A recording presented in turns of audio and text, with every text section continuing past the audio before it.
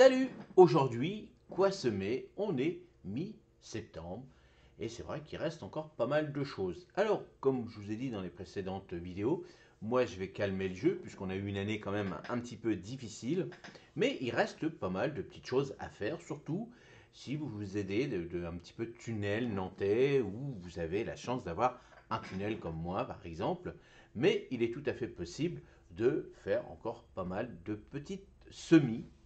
Alors, c'est vrai que moi, je préfère maintenant les faire en micro-mode pour surtout éviter, quand il pleut énormément, on est au mois de septembre, c'est l'automne, donc les pluies sont plus fréquentes que cet été.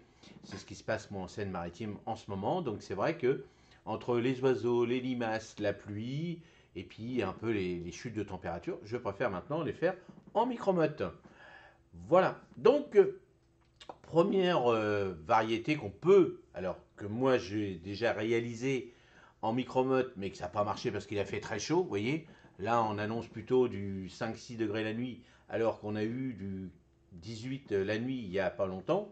Donc, vous voyez, pour la mâche, il faut de la fraîcheur, hein. C'est une laitue, une salade, on va dire plutôt, une salade d'automne, d'hiver. Elle peut résister un petit peu à l'hiver sans problème, avec un petit voile d'hivernage, si vraiment, alors bien sûr, hein, si ça dépasse les moins 5 à peu près, bon, sans voile d'hivernage, elle va faire un peu la tête, et comme tous les légumes, feuilles. Donc la mâche, c'est le bon moment hein, dans ce mai, hein.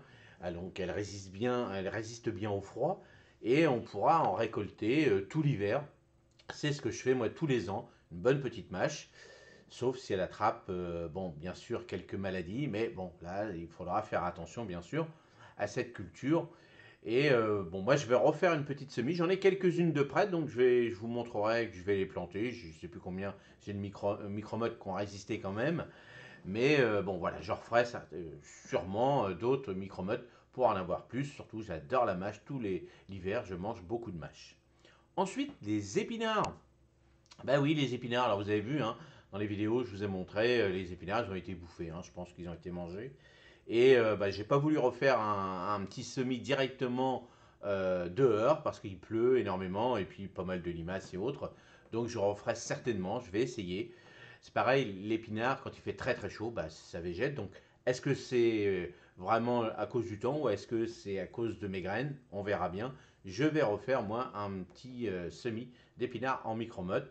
Donc on verra à faire à suivre. Les radis, donc là les radis, hein, donc je vous ai montré la dernière fois que les radis que j'avais ratés parce qu'ils n'avaient pas assez de lumière. Donc là-dessus, je vais les laisser. Je vais recouvrir de terreau, donc comme ça en dessous, ça va me faire un engrais vert plus ou moins. Donc je vais remettre du terreau parce que j'ai gardé une poubelle de terreau que j'avais récoltée dans mes aromatiques qui n'avaient pas bien poussé. Donc je vais remettre presque au niveau de ce petit bac que je vous avais montré. Donc je vais ressemer petite variété de radis qui va être contre l'atelier. Donc le radis, lui, il n'a pas besoin de beaucoup de chaleur pour prospérer.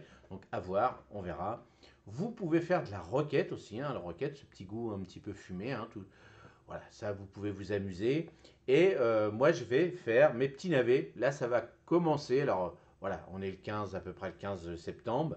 Donc là je vais commencer les petits navets pour faire mes petits plats en sauce hein, que je vais faire tout l'hiver. Donc je vais en faire certainement en deux fois à voir. Je vais voir. Mais bon. Alors tout ça bien sûr en fonction de vos conditions, hein, en fonction de vos régions aussi. Hein. Si vous êtes en montagne, vous savez que le froid arrive vite, donc voilà, faites attention à l'extérieur de tout ce que je vous ai dit, la mâche, l'épinard, les radis et la roquette et les navets. Attention en fonction de vos régions, bien sûr. Ensuite, on pourra semer, alors semer ou planter, hein, on va dire, euh, les légumes à récolter au printemps. Alors l'ail, l'oignon, les fèves, les petits pois. Donc l'ail, bien sûr, là c'est en fonction des régions. Et puis l'ail que vous allez euh, planter là en ce moment, donc vous regardez, si vous trouvez déjà les petits cailleux, hein, bien sûr, ça va commencer dans les jardineries, on va commencer à en trouver. L'oignon, hein, pareil, trouver des petites bulbes d'oignon. Donc en fonction des régions, bien sûr, et puis les fèves et les petits pois dans le sud, eux, ils vont commencer aussi. Vous pouvez en faire, si vous avez des tunnels, vous pouvez en faire aussi. Alors après, bien sûr, ça prend de la place. Les petits pois, bon à voir. Le petit pois, ça marche, hein. Si vous avez un petit tunnel, les petits pois pour récolter des petits pois avant les grands, le grand froid, on va dire. Bon, en règle générale, nous, chez nous, c'est surtout maintenant ce qui se passe, c'est vraiment un hiver doux et janvier-février qui est un peu plus froid. Donc faites attention par rapport à vos régions, bien sûr. Et puis, bien sûr, là, on pourra faire, si vous êtes adepte des engrais verts, donc là, vous pourrez semer les engrais verts pour après soit les enfouir, soit les broyer, comme vous voulez. Et puis, quelques aromatiques, hein, comme je vous ai toujours dit dans la petite série des aromatiques. Là, vous pouvez planter du persil encore. Tout ce que vous avez raté, on va dire, vous, cet hiver, vous êtes rentré cet été, vous êtes rentré de vacances et bon, bah, malheureusement, ça a été mal arrosé ou pas. Bon, à part le basilic, maintenant, ça va se terminer quand même. Alors, surtout là, chez moi en Seine-Maritime avec le froid qui va arriver et surtout l'humidité, le basilic, bon, gardez plutôt en pot et puis vous le rentrez à la maison, vous le sortez dans la journée et la nuit vous le rentrez, bon bien sûr pas à 25 degrés, hein, faut qu'il y ait une... Allez, s'il est à 18 c'est mieux quand même, 15-18. Donc faites attention quand vous rentrez des plantes comme ça à l'intérieur, s'il fait 5 ou 6 degrés à l'extérieur puis que vous le rentrez dans une maison trop chauffée, ça ne va pas le faire non plus.